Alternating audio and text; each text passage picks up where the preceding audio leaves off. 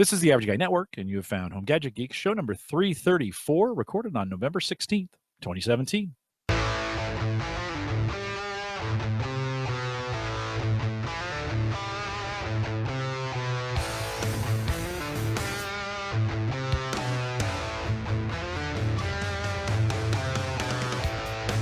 Here at Home Gadget Geeks, we cover all the favorite tech gadgets that find their way into your home. News, reviews, product updates, and conversation, all for the average tech guy. I'm your host, Jim Collison, broadcasting live from the Average Guy.TV studios in a very cold, like record low temperatures here in the Midwest, very cold Bellevue, Nebraska. And we actually left, sorry about the show last week. We actually had a family emergency. We had my father-in-law passed away.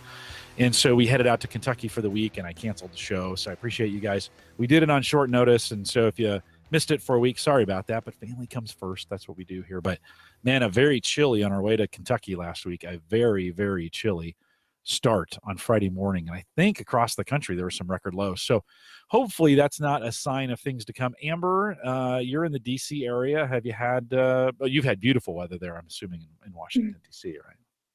Well, we actually had a really beautiful fall. We did get hit with a cold wave about a week or so ago, but really can't complain because most of September and October were just gorgeous. Yeah, it was pretty beautiful. So we won't complain. I'm hoping this isn't a foreshadowing of things to come for the winter. We've had really beautiful winters for the last couple of years, but I just know the snow is coming at some point, and it's going to be bad when it gets here. Of course, we post the show with world-class show notes each week out at theaverageguy.tv. Don't forget, you can get our mobile apps sponsored by LastPass. Amber is here from LastPass tonight. Of course, they sponsor our mobile apps again for the year. And if you head out to homegadgetgeeks.com, easy way to get both Android and iPhone. Those apps have been updated as well from Spreaker, and we make those available to you. I know 8 or 9 of you watch it or listen to it live off the apps every week. So appreciate what you're doing with that, homegadgetgeeks.com. And we thank LastPass, of course, for their sponsorship of those apps. A great way to do it. Really, the best way to listen on the road is on our mobile app. So if you can't make the show live, but you want to make it live, grab the app, listen to it as you go. The feedback I've gotten on those apps when you're listening live is just fantastic. So homegadgetgeeks.com. Of course, best way to support us, if you want to do that, is through our Patreon account, $1 and $5 plans, although you can choose the $1 plan and do any amount that you want. So they have Patreon has made a way to do that. Both pre and post shows now available for you. When I have them available, they're available for you through the Patreon links. Head out to homegadgetgeeks.com/support, and that will get you there as well. Or just click on the Patreon link there, right there on the Home Gadget Geeks, or on the AverageGuy.tv page. And then don't forget, the T-shirt is in full swing. Amber, I'm going to have to send you a T-shirt. You sent me a T-shirt. I'm going to have to send you a Home Gadget Geeks T-shirt. They're available right off the page, right at the AverageGuy.tv/shirt, if you want to do it that way. Or just go to the page. You'll see a link on the right-hand corner right above the Patreon piece. And if you want to get those, we want to thank Addie Salcido for helping me get those going. We sold a whole bunch of them in the first week we put them out. And then, of course, I went away, and I don't know what we've done. Addie will check in with me and let me know. But if you want to get a shirt, they're available for you. We got a whole bunch of different colors and a whole bunch of different options and a whole bunch of different sizes. They'll fit almost everybody. Head out to theaverageguy.tv/shirt. All right, I already talked to her once. Amber is a friend of the show, and she's been on a bunch of times. Amber, welcome back to Home Gadget Geeks. Good to have you here. Thanks for having me back. Yeah, good. It's taken us a while to get you on here. I think we scheduled once, had to move you. We scheduled again. You weren't feeling well, and that's perfectly fine. I actually did a solo show that night. I don't get to do those very often. And then we finally got you rescheduled, and so thanks for coming on tonight. We want to catch up a little bit with you, what's going on with LastPass. Of course, we've been talking about LastPass as a product here on the program for a lot of years. I think our third or fourth year maybe we're doing that. You guys have gone through some changes. Some things have happened, both with what's going on with the company as well as some of the pricing that's been out there. So let's start a little bit. With some of the new plans, because I think for a lot of people, that's kind of when we talk about price point, that's where a lot of people come in. You've introduced some new tiers in what you're doing with your plans. Let's get right to the brass tacks and talk about the new changes. You have a new premium and a new family plan, as well as teams and enterprise. And those prices went from $1 a month to $2. And so tell me how that's going, and give us some ideas of what kind of feedback you're getting on your new plans.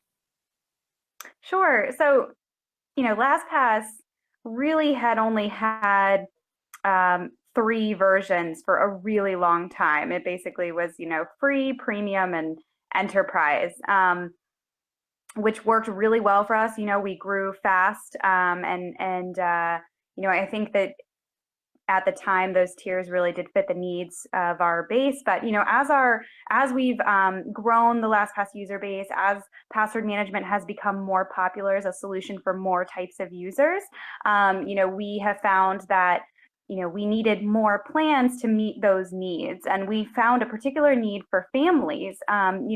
People like yourself, Jim, you kind of become the IT guy for the family. And, the reality is families are living their lives online these days. So there's just a lot more information to manage. We wanted to make sure that whoever the head of household is, or the home IT person, that they have an ability to manage security for their family through LastPass and really keep track of all the family's digital information. So I think adding that tier on the personal side really helped us better suit the needs of those people who were trying to use LastPass as a part of a family. A lot of people were using premium to try to make that work. We had the shared family folder, but we just kept hearing from our users that they needed something more, something a little more robust. So that's really where families comes in. And obviously introducing it, you're right, we did restructure our pricing when we introduced families. But, just to remind everyone, we actually made LastPass more free last year. So if you remember, we removed the paywall at the cross-device sync. So it's free to use LastPass everywhere, any of your devices, unlimited passwords when you get started with the free version. So the free service is still really robust and still works for millions of people. And now we have more tiers that I think, people can really find the one that fits best for them. Yeah, and I was a premium user for a while. That expired, and I kind of let it expire to see and to go back to the free plan, just to kind of see what you were doing, what the restrictions were on that, and actually, that has really worked pretty well for me. I've looked at the premium. You've added some more. You've added some more encrypted file storage. So for that, I get a gig. If I'm assuming if I want to store information up there, what other kinds of new things besides getting some more file storage that's encrypted? What else was added to the premium to kind of justify that additional cost? So if you bump up to premium from the free service, you'll also get emergency access, which was a feature we introduced over a year ago. And the idea there is that you have sort of a backup to give someone access to your vault in case of an emergency. So you don't have to share your vault with them all the time, but if something were to happen, you could designate get into your vault in the event of an emergency. So if something were to happen to me, I could make sure that, my partner, or even a trusted family member or friend would be able to go in and, get access to things, whether it's, bank accounts or email or whatever it is that they might need to manage. And, the other thing you kind of get by bumping up to the premium tier is the sort of one-to-many sharing options. So with free, you can do one-to-one sharing, so one item with one person. But if you're sharing a lot, either in a family setting or maybe with a nanny or a virtual assistant or something, you might want to bump up to the paid tier so you can have the more robust sharing options. Yeah. I think those are the main selling points for most people. The two big ones for sure. A lot of all the functions that were there before I'm a big web user for LastPass. That is 99% of my job is on a desktop. I use it quite a bit on my mobile device, but really it's way more handy for me on the desktop. I know we've talked about this. You've gone through some revisions on the desktop version, the web version. Man, it is slick now. I am kind of addicted. When if I'm setting up a new site, it was one of those kinds of things before, maybe a year or two ago, you would set up a new site and I wasn't always sure the new site I got saved. And now there's a toast notification that comes in from the right-hand side, at least on Windows. and says, hey, would you like to save this? And I actually kind of wait now for that notification to hit after I put my username and password in, wait for that notification to fly in so that I can save it. So that has been a really handy feature. Anything else on the web? I know you guys were working on some things for that web version, and it's clean and it looks great. But anything else on the website that you've added that users might be helpful or find helpful? Well, I think you picked up on some areas that we have been investing in heavily over the last year or so. So definitely improving the user experience, improving the interface. I don't know if you remember, but when we announced some of the user interface changes a few months ago, we also emphasized the fact that we don't want you to think about having to store something as a password or store something as a secure note.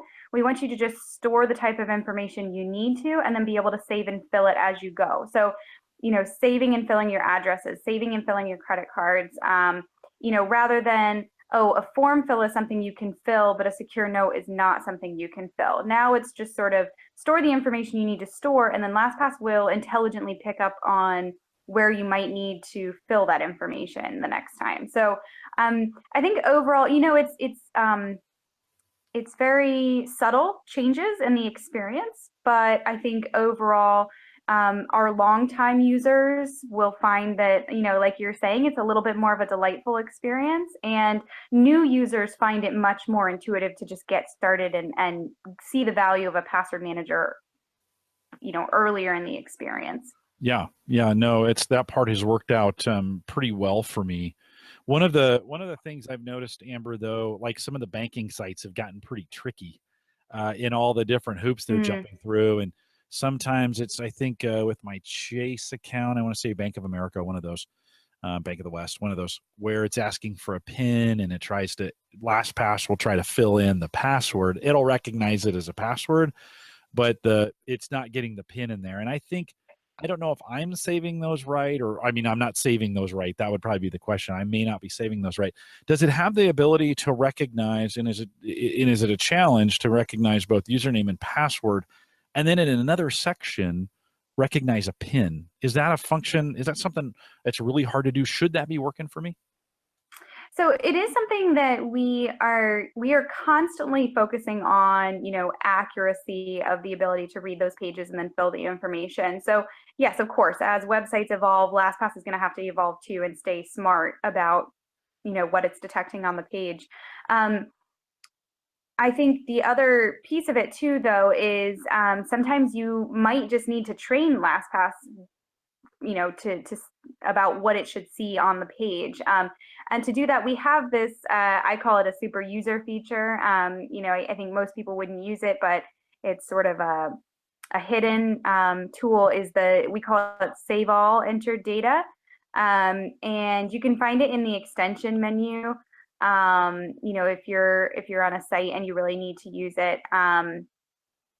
But it lets you sort of capture all the fields on the page, like force LastPass to capture all the fields.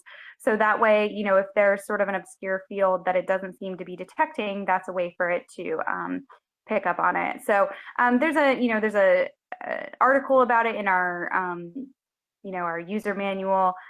So definitely feel free to check it out. I'm happy to send you the link after the show, Jim. But I think for the most part, we aim to have incredibly accurate, saving and filling of information. But, it's like you said, it's always changing. So yeah. Should I let you know? So say I come across a site that isn't working right for me. It's not filling in the right information. I'll be honest with you, I'm always afraid sometimes when I get a situation like that where it's, or it's two-factor and it doesn't get it right. I'm always afraid because that toast notification comes in and says, hey, so I'll take, in the case of one of the banking sites, I can see it's tried to fill in my password because it's a long set of dots. And then, and I know it's just a 4-digit PIN. So I put the PIN in and it says, do you want to save that? And I'm always afraid it's going to save the PIN in the password slot and do it that way. So I'm always hesitant. A PIN is, for me, just replace it, put the PIN in, and I'm ready to go. And then I say no, don't save it. If in those situations, is there a way, or do you guys like feedback from users who say, "Hey, look, can you guys take a look at, fill in the name of the bank"? Is that helpful?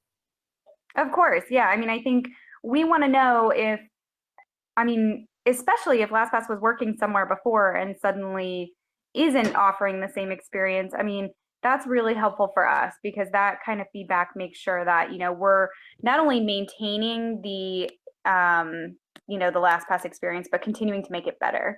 So yeah, of course, it's really important that users share that feedback with us. And, most of the improvements that we've been making to LastPass, well, I mean, really since the beginning, but, it comes from our users. We are building LastPass for you. So, all of that feedback is crucial. What's the best way to send in if someone was, they had some, because our listeners are they're the power users, right? And they've got questions. What's the best way for them to get their questions in? Our social customer care team is fantastic. So if you are on Twitter or even Google Plus, or enter social media channel of choice, definitely always tag LastPass. That's an easy way to send things our way. Otherwise, you can also just reach out to us. If you go through the website, there's an option to open a support ticket with the team, and that's a great way for us to track and fix things as well. Okay. So premium went from $1 a month to two, and to 12, basically $12 to 24. So for most users, that's not a big. A lot of people will say, and I bet you got some pretty tough feedback with basically doubling the price. I'm sure that was fun to handle. By the way, I have to handle that where I work at Gallup as well. And every time we do any kind of price change, it's really difficult. But the family plan, so $4 a month, 48 dollars a year, but you get 6 premium licenses for that. So I'm kind of thinking that's the better deal. Have you seen a lot of folks migrating off premium onto family because they know they can basically get those? You can kind of get those premium for less than $1 if you've got 6 people to get on there. Have you seen that kind of traffic move? Yeah, I mean, I think LastPass Families has been very popular with our premium users. Our premium users tend to be the ones who, are heavy users of LastPass. They have tried to get their family members using it as well. So families is a natural transition for a lot of them. But we've also seen a lot of people who weren't using LastPass before. It's been a huge draw as well. So I think certainly if you were already paying for 2 premium licenses, I think the jump makes sense if you have more people in your family. But yeah, I think we've had incredible positive response about families and the value that we're bringing there to our users. Now, just jokingly, I think your family plan discriminates against people who are families that have 5 children or more. That's me, by the way. You Oh guys are no. discriminating. Because, well, it would be. Have you gotten any feedback? So for me, if it was me and my wife, and then there's 7 of us in the family. What have you been doing for folks who've been calling and saying, I'm just one short? Is there any kind of anything in place for that? That's a really good question. Maybe you guys need to be your own team at that point. Well, let's talk about teams really quick as we're talking about pricing, because you do have from 5 to 50 users. Although that's not to my advantage from a pricing standpoint to go 7 on No, teams. I really no, want and it you might to. be a little too. It might be overkill for your needs. Yeah. But yeah, teams is on the business side. So like I was saying earlier, we have long had a business solution. LastPass Enterprise has been around since 2010, so practically the beginning. We've been at this for a long time, but um, where we saw a bigger need was just packaging things in a way that was, you know, um, approachable for small businesses. So, a lot of small companies, um, just like any company, they have hundreds of logins that they're managing across employees. Security is a concern to them too. And, actually SMBs are just as much, if not more, a target of cybersecurity threats. As you know, in the news, a lot of people see these like massive breaches, and they see the really well-known names like HBO or Yahoo, Equifax. Yeah, Equifax. Equifax. Yeah. But the reality is that on a day-to-day basis, it's really the small businesses that are getting hammered. And a lot of them don't have the internal resources or expertise to really build out, what you would think of as identity infrastructure. I mean, they're not going to, unless they hire it out, which they often do outsource IT, but um, they just want sort of out of the box solutions that are going to work for them and make things easier for their team. So that's really where Teams came in. You know, our existing enterprise solution is very powerful. It offers a lot of integrations for sort of more sizable IT teams at businesses. Teams really focuses on, okay, what do you need to just get people up and running with a password manager? Here's some basic controls you can put in place and some basic management features, but it kind of it's scaled, for a small business. So I'm assuming, how does that work then with the storage? Because a lot of users like that encrypted storage. Am I getting 1 gig per user on that team plan? There's not really a limit there on the storage for Teams and Enterprise. At least we don't have a formal one. And you're right, it is a huge benefit. We often see that they use that, attachments feature to store anything from, you know, configuration details for things like, Wi-Fi routers. I've heard of IT teams storing configuration details for every single server that they run in their, database. I mean, yeah, there's tons of information that businesses need to keep track of, and particularly IT departments, but it could be across teams. And LastPass is a great way to do that because it is safe, it's encrypted, and you know that you'll have it on any of the devices that you need it on. The team pricing is $2.42 a user. How does one come to 242? I've never seen that kind of pricing. Does somebody guess it, or maybe you don't know? No, trying to break, so it's $29 a user a year, which does not break down very well to a per month pricing, but that's about Uh, how much. I should have done the math in advance just to kind of see it would go to $29. And then, of course, your enterprise, which is $4 a user. And what's the big difference between Teams and enterprise? I'm assuming it's Active Directory integration and some of those things.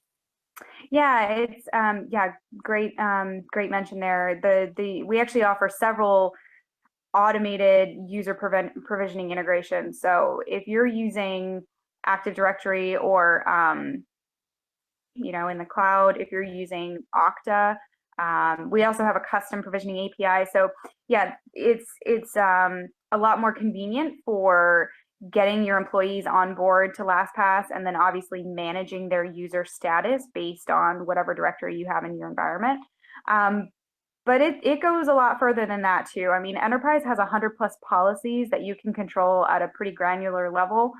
It also has very detailed reporting logs. So depending on your industry, if you have to meet certain compliance requirements or if you're subject to auditing, that's where those logs and reports are key. For enterprise, there's also just much more robust sort of notifications and employee insights as well. So if you wanted to be able to remind employees who maybe have subpar passwords in LastPass, like, hey, you need to take action. The enterprise service has more of those notifications built in and really helps the admins create the password security policy that they need to enforce. And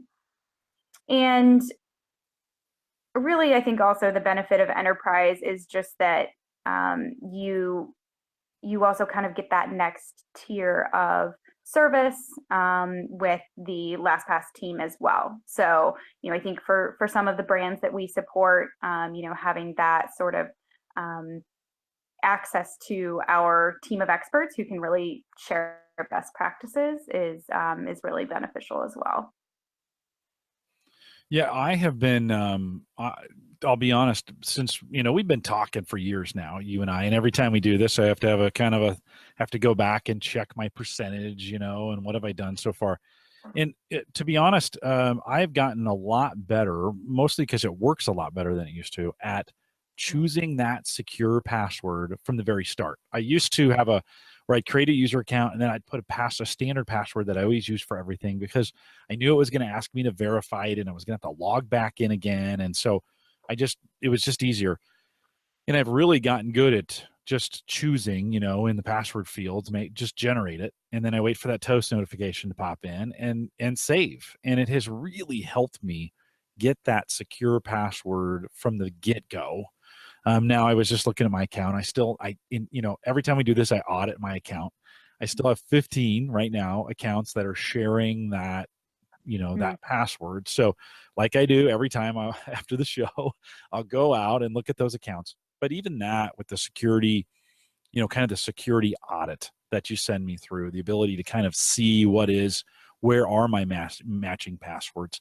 You guys have continued to support sites that automatically, when they change their password, it's kind of one click auto password change. That is still working, seems to be working a little bit better for each site. I know that's also with everybody changing their sites all the time. I know that's also so difficult. But Amber, I would say for me, just creating a secure password from the very beginning has been a big change in my behavior just to make sure that gets done. What else are you seeing in the feedback that you're getting from your users and the user stories that you're having, and especially in the enterprise? Because I know a lot of enterprises are very suspect of anything around passwords, right? I mean, I have been told, even in my own setting, they don't really like me using LastPass as a standalone product, right? They would rather that not be stored in the cloud. But what kind of user success stories are you hearing like that, where where the adoption is really starting to catch on? Well, we actually, when I tell people this, they're always kind of surprised. We have over 33,000 businesses using LastPass. And, we're talking businesses from some of today's leading tech brands all the way up to Fortune 100 companies. So, many businesses are recognizing the value of this and investing in it. And I think when you see that, so I think it's the Verizon data breach investigation report. I'm not sure if you read that one, but the 2017 report came out saying that 81% of data breaches are due to poor credential management.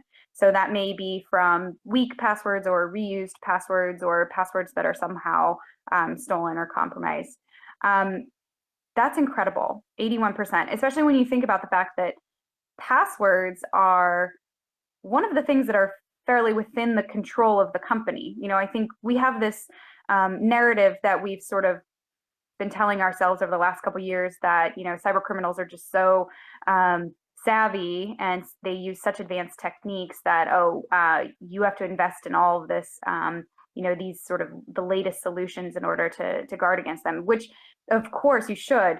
But being realistic, the weakest point is usually your average employee, because every employee has dozens of passwords, whether or not IT knows about what those passwords are, because let's be honest, shadow IT is a real thing.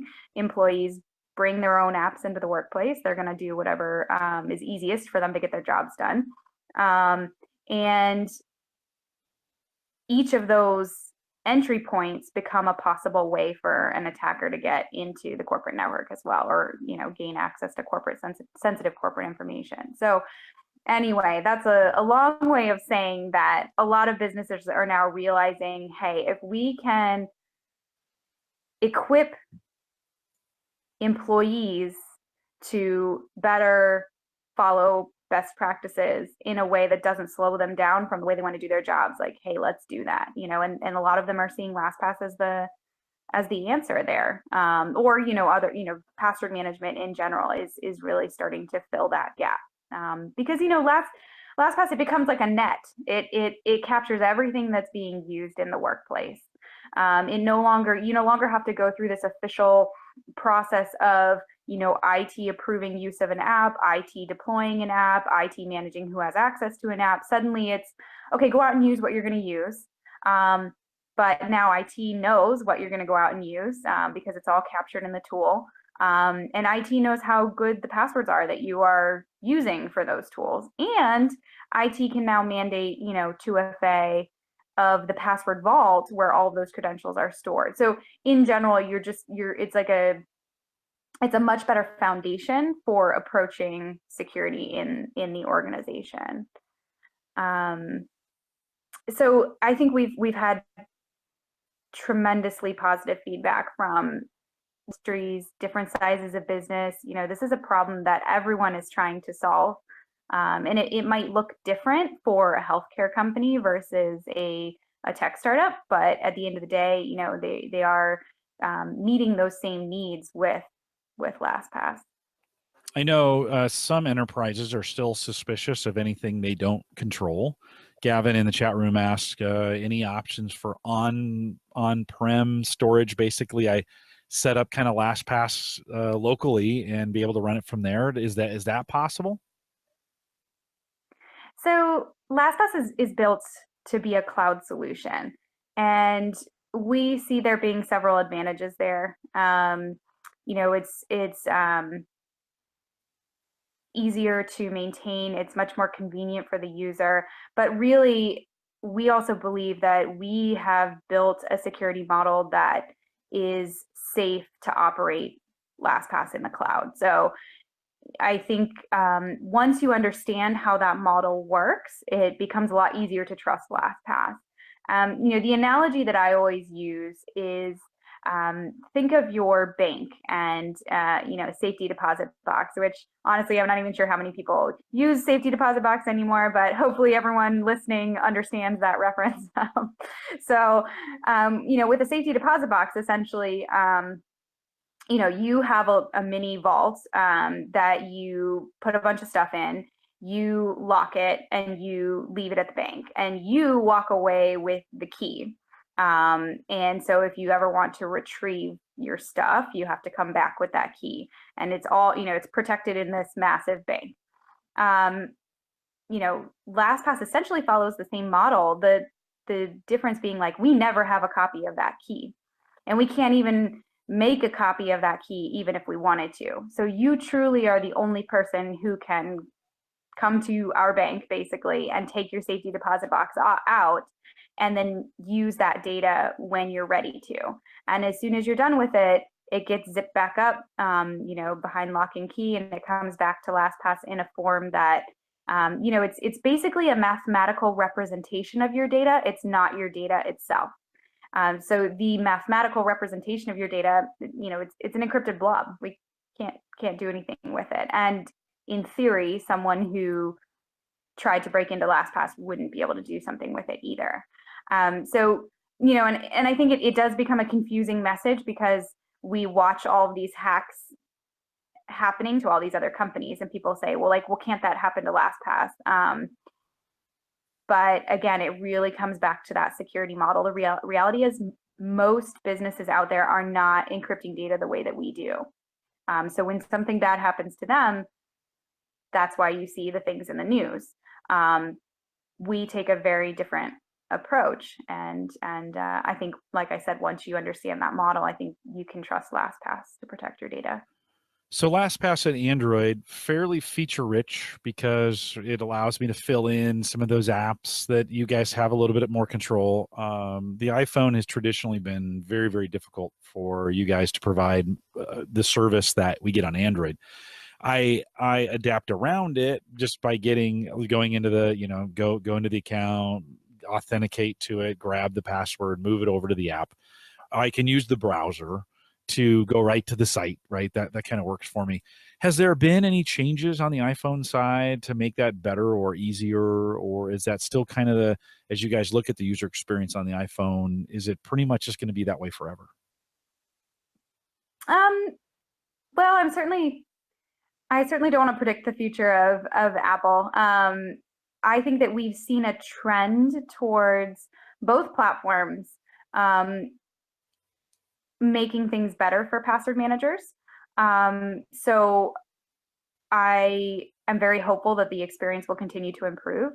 Um, you know, I think that yes, traditionally Apple was a little more challenging, but I think we're seeing that change. I'm not sure how much longer Android will have um, so much of an advantage over Apple in that way, but we'll see. I think the mobile technology is in a very interesting place. I think with Apple's Face ID and just the direction that they're taking, with sort of the ideas behind ambient computing, I think it's a very interesting time in technology in general. So I think it'll be interesting to. We'll obviously continue to think through how we can evolve the LastPass experience to keep pace with those changes in technology as well. Two-factor has become really, really popular in the enterprise now. We're seeing that roll out. We're starting to roll that out at Gallup for everybody on certain apps, and I think it's here to stay. Have there been any changes to the two-factor features? There's always been several ways to do it with LastPass. Any changes in that area, or if it's not working, don't fix it? Where are you guys at with two-factor? So if you remember, we have LastPass Authenticator, which is our own, in-house two-factor authentication solution, very similar to Google Authenticator, but it has those, push notifications that allow you to do sort of the one-tap verification from your phone, which is super convenient. It's an extremely friendly user experience. So actually, we updated our app earlier in the first half of this year with backup. So the great thing about having cloud backup with your 2FA is that if you were to lose your device, or even if you decided to purchase a new phone, you can basically restore LastPass Authenticator on that new device. So I don't know if you've ever had the experience of having to reset multi-factor after like your phone has died or something, but it is a painful process. I myself went through it when I upgraded to this Moto. So, thankfully now that we've got that backup feature, I can just back up all those codes, and I don't have to worry about it. It's a smooth transition. So if you've been thinking about jumping into a two-factor, I definitely recommend giving the app a try, and checking out those new features that we've added. Yeah, it's added. I use it all the time. And it really works from anytime I've gone to a new spot, and I travel a lot, so I'm always coming in on a new browser, or I always, I might be on a device that I don't want to install LastPass on, so I'll go to the browser to grab what I need, and of course it makes me authenticate at that point. So I grab my phone, go over to it, log in, swipe, hit the authenticator, and hit in. Now, yes, inconvenient in some ways, but really is doing its job from checking and making sure, hey, look, I haven't seen you from this browser before, and you're gonna have to authenticate again. I've also used the numbers, where you can go in there and get the six digit code to get that done. And it works really, really well. It does its job. And I'm now in an environment where I have actually a folder I have the LastPass Authenticator, and then I'm using Google Authenticator for some of those. And now where I work, we just went to the Microsoft Authenticator. And so I've got to kind of, authenticators have been one of those things you're like, okay, I got to kind of figure out. I think I'm going to be stuck, or I'm going to have to use all three. That's okay. I have the push notifications turned on for you guys, so that I don't have to necessarily go right to the app. I can just go to my notifications. It's there, hit it. It'll say, hey, are you doing something? And I say, okay, and boom, I'm in. So I think you guys have gotten that experience right. So I'll encourage users, hey, if you're not using two-factor for LastPass, first of all, you're crazy. You absolutely should be getting that done, and give that a try. I think it has worked out really, really well. I think back to the days when we were doing pictures of things, and even a YubiKey and some of those, right? Some of those things today, I don't know if we really need. There are times that we need some more security or whatever. I don't know, but I think for 99% of us, I'm interested. I saw the backup show up, and I didn't really do anything with it. I'm assuming it would be smart for me to do some investigation on that backup, and that's backing it up to your cloud, right? So that when I get a new device, I could do one authentication. It's going to pull all that back down for me. Is that right? Yeah, exactly. What about let's think about the future a little bit when we think about a couple things I've been thinking a lot about. One is the use of the blockchain. And that's gotten a lot of popularity with Bitcoin, but then there's been a lot of organizations that are thinking about using the blockchain for various ledger-like activities. Any talk at LastPass about could there be? I would think storing some of this information on a blockchain might be really handy. Have you guys had a look at that? Any thoughts of how the blockchain might change the way you guys do things there at LastPass? That's a really interesting question. I don't have anything to share at this time, but yeah, I think that will be very interesting. Nice. I like the way you worded that. So somebody's thinking about something there. That's kind of cool. And then what about we're creating a new with all these voice activated devices, the Alexa device that's out there, the Cortana, the various Google Home, some of those kinds of devices, Siri.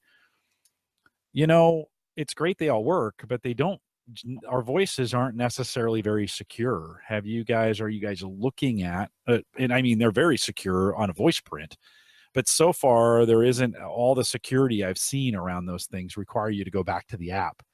Has there been you guys thinking at all about this new era of voice and maybe how that security could work in a world where it's only our voices?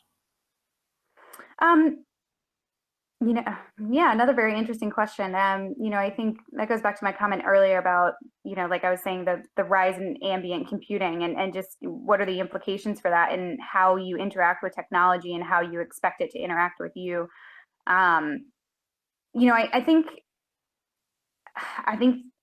we'll see what the future holds, but I know at LastPass we are always thinking about how technology is changing and trying to stay on top of those trends in a way that obviously makes sense for the LastPass experience. So, um, because at the end of the day, LastPass is all about giving you access to sensitive information and making sure that you because if you think about it, passwords give you access to things, right? Essentially, passwords are just a secure way for you to say, I am who I say I am, and you should be giving me access to this thing that I need.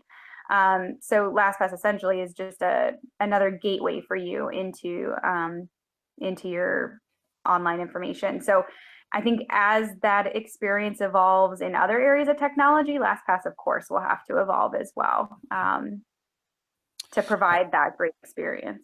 Yeah, I know Captain Kirk always authenticated the self-destruct on the Enterprise with his voice. He would have a set of commands and a password, which was never very secure, and I never understood that. But that being said, and he said it out loud. But I'm kind of wondering, we've got it someday. We'll have to think through like how can I authenticate? How can my voice, the print of my voice, the way I say things, how could that authenticate me in? And could that replace? We've got some biometric like features with thumbprints or this new retina scan that we see kind of coming from the iPhone. But we tend to be missing, I think, the easiest or maybe the most secure, which is a voice print, right? That we all have a unique voice in what we do, and it would be really hard. I've seen examples of a thumbprint where we just know that the Texas shooter, they got his iPhone open with his hand and he wasn't alive when they did it, right? And so there's that, and in this retina scan hasn't worked very well.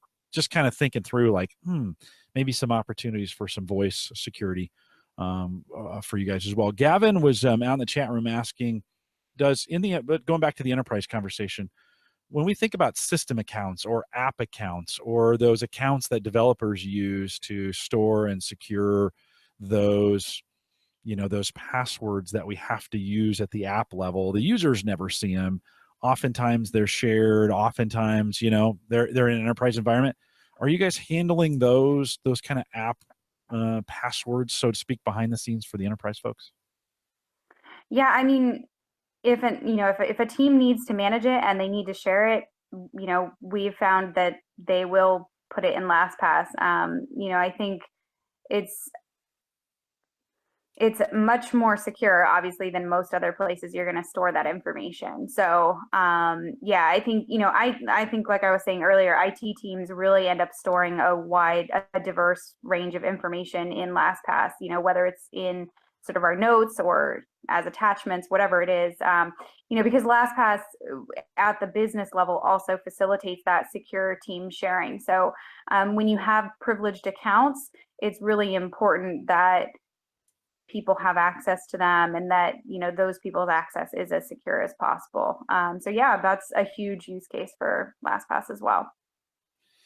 Amber, when you guys are thinking about the future, for your future, things that you're comfortable talking about, of course, I don't want you to have to, I don't want to force anything out of you, although I'd love a scoop. That would be kind of cool. But as you guys are thinking about the future, over the next 6 months, kind of, since we have you guys on every 6 months, what do you kind of get excited about, or what are you guys thinking about, or what are you excited to announce to your users that you're ready to announce to? What's exciting coming up here in the future for you guys? Well, I think if you caught the news today, we had a really big update to LastPass Enterprise today. So I think we were really excited to get those changes out to our users. There were some added controls and automation for the admins who are deploying LastPass, and there's also just some improvements to the end user experience as well. So I think that update really sets the stage for really trying to make that the whole experience of LastPass better for everyone. Better for IT, better for employees, because when it's easy for everyone, a company is going to succeed in actually achieving their security goals. So, more to come there. Really exciting, I think, for the businesses that are investing in LastPass. And, on the personal side, we've been rolling out those UI changes. I think, we're going to continue to roll them out, and we've, been getting great feedback from users so far. So, I think keep an eye out for those ongoing changes. And like we were saying earlier, some of them are so subtle, but it really can make all the difference in your LastPass experience. I know a small change and it's so small, but something I'm really excited about is there's now a password generator history. So if for some reason LastPass, you created multiple passwords in a row, but let's say LastPass didn't prompt you to actually save one of those generated passwords, you can always go into the password generator, find the last one that you generated and, copy it out again and use it. It's small things like that it just makes you feel like, okay, I can trust LastPass to be there when I need it and to give me the information I need. So yeah, and I've done that. I've done that before, by the way, where I generated it, it didn't save it, and then you go back and you're like, where is that thing? It's such a, and you can get it back and you can reset the password and some of the things that you got there. But it is that's a great feature that I'm glad you guys added, because I can't tell you how many times, especially when I'm doing these audits and I'm kind of doing it in rapid succession, and for whatever reason you miss one or whatever, because I just go through, I generate the security report, I look at them, I click on them, I go to them, I go in, if and not in most of the cases they're not on your one-step change form, because they're odd. I've kind of gotten into the altcoin, Bitcoin, cyber or cryptocurrency thing, and now I have a whole new set of sites that I go to, right? It's created a new world for me in a lot of ways. And so of course you guys probably wouldn't have some of those, they're pretty brand new, but so great. So the history is there as well. Anything else? I think just going back to what we were talking about earlier about, really thinking about how people interact with their technology and how can LastPass continue to simplify access to that technology. LastPass is, like I said, we're in the business of giving you effortless access to the things you need to do. So, I think it's, like I was saying, it's an exciting time for technology. And, I think the next 6 months to a year will be really exciting for LastPass. So I hope you guys stay tuned, and maybe I can come back on again in 6 months so we can talk about the next latest and greatest stuff. Yeah, no, it's always good to catch up with you. I have noticed a kind of a quickened pace, a quickened cadence with you guys since the Log Me In acquisition. It seems to be like a good acquisition for you. They've given you guys some support, and that it's always nice to have a little deeper pockets to be able to pull from and to be able to get those. So that seems like that is going well. Of course, I want to thank you guys at LastPass for the continued sponsorship that you do here at Home Gadget Geeks. If you haven't, for folks, if they haven't downloaded, if you download the app, LastPass is right on there, and we, of course, we always appreciate your sponsorship of that, and it makes it to stick around for another year, and so we appreciate that as well, Amber. So thanks for doing that. One quick question for you personally, from a gadget. This is a gadget show, so we got to talk a little bit about gadget. You mentioned you're on the Moto 5G. You got a favorite gadget that you're really liking? A watch, a fitness band, maybe something for the something for the child, something along those lines. You have a favorite gadget, something you found that you just like, man, this is really cool. I got a Chromebook this year and I love it. Really? Yeah, Chromebook. All right. it was a newer model. I'm sorry, I'm not good with like what the name of the model was, but one of our developers actually got a really great deal on a Chromebook through through some contacts at at Google. So he gave me the code, and I was like, sure. I mean, I was always kind of curious about Chromebooks, but Yeah. I love it. It's paper thin and incredibly light, and does everything I need it to do, and I take it everywhere. So yeah, I love it.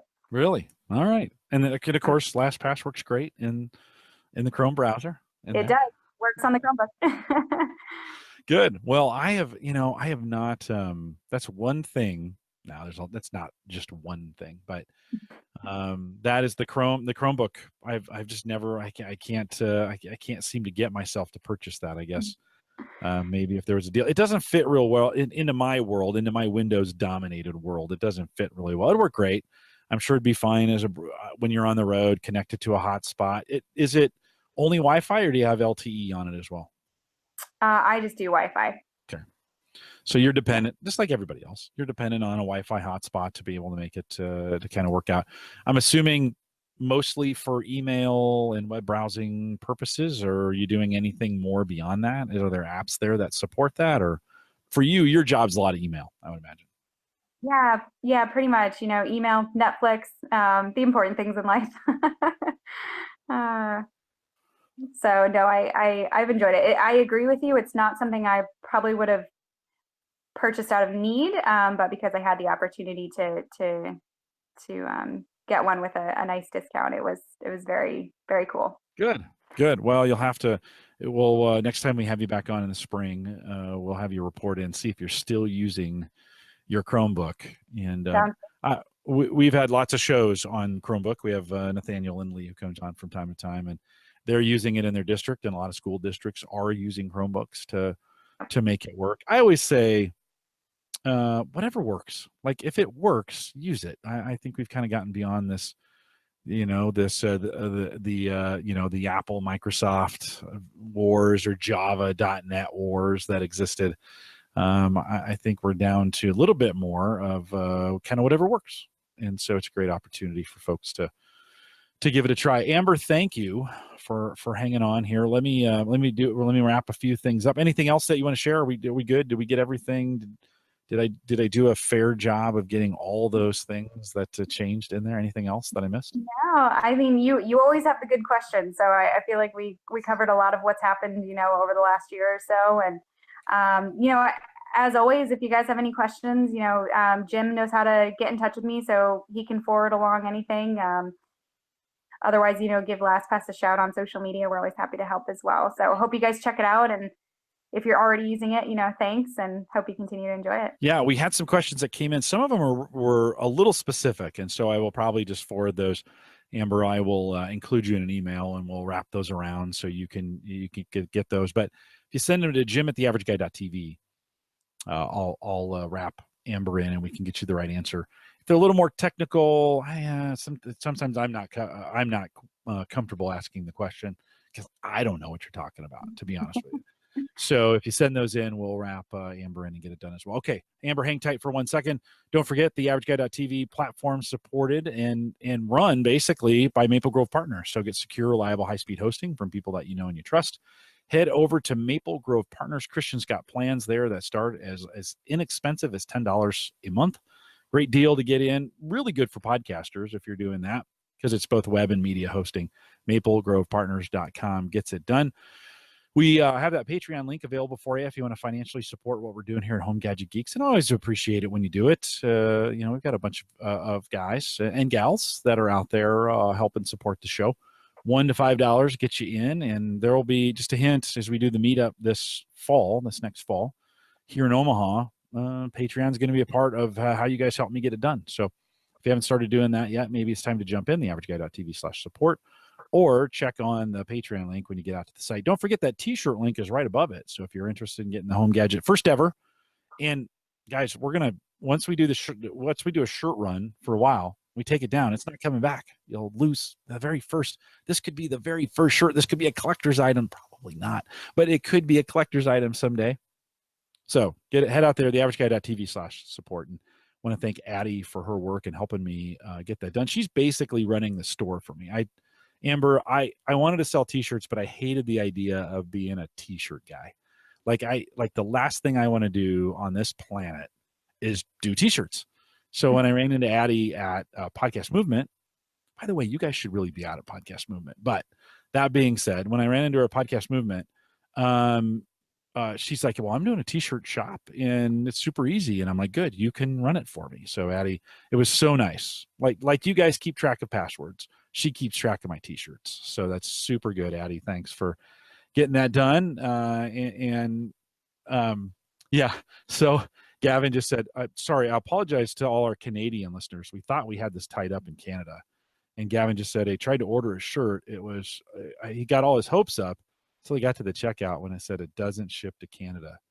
Oh, no. Canada. Why does it have to be so hard to get things? It's always our Canadian listeners always complain. The prices are always more expensive in Canada. We get stuff way cheaper than they do up there, and we can't get them Home Gadget Geeks t-shirts. Oh, sorry, Canada. It doesn't go everywhere, and hopefully Amazon will support that here quickly to be able to get that done. Mark Robson, who also lives in Canada, said, hey, they make up 1/3 of the live show tonight. And that's true. We have a few Canadian listeners out there. So sorry about that, Canada. On behalf of the United States, I apologize that we can't get t-shirts to you. So we'll hopefully Amazon will get that changed. Don't forget Home Gadget Geeks app. I've said it a bunch of times here tonight, but of course, LastPass sponsors that, and you get that HomeGadgetGeeks.com. And that site's coming up on its 3rd year. And so we appreciate their sponsorship of the app, and it's always great. Head out if you want to see everything we talked about. The show notes will be easy. It's going to say LastPass.com. Everything we talked about tonight. If you're interested in getting a breakdown on their pricing, just go to LastPass.com/pricing. Super easy. There's a great FAQ out there. If you're not doing premium, it's easy to go premium today. Can I and I can buy annually, Amber, or do it monthly? Is it both? Just annual right now. Super easy. So it's either 24, 48 for what you're doing. And easy way to get it done. Head out to LastPass.com if you want to get all that information. We are live every Thursday, 8 p.m. Central, 9 Eastern, out here at theaverageguy.tv/live. If you're a Patreon supporter, there won't be any pre or post show because Amber's a mom, and I'm going to pretty much let her go right after we're done here. But typically, any in the pre and the post show is available afterwards. We'll be back not next Thursday because Amber and we're going to be hammering some turkey for Thanksgiving. I don't know about you, Amber. Do you guys go away? Do you stay around? You cook your own turkey? You have your own traditions? What do you do for Thanksgiving here in the United States? Yeah. Well, it's all about the family time, right? So we get together with Virginia-based family, and it's a good time. Yeah. Well, we always do a bacon wrapped turkey on the grill. This will go from 4 hours to 8 this year. A little less heat, a little more smoke. We've got quite a few grillers and barbecuers in our chat room right now, and so we're going to kind of up the ante on the bird here at the Collison house, and we're going to burn the bird, and we're pretty excited about getting that done. So if you're in the United States and you're celebrating Thanksgiving in a couple weeks, happy Thanksgiving. A couple weeks next week, happy Thanksgiving to you. We'll be back right after that with more great shows when we'll be live. We're live every Thursday, 8 p.m. Central, 9 Eastern, averageguy.tv/live. With that, we'll say goodnight, everybody.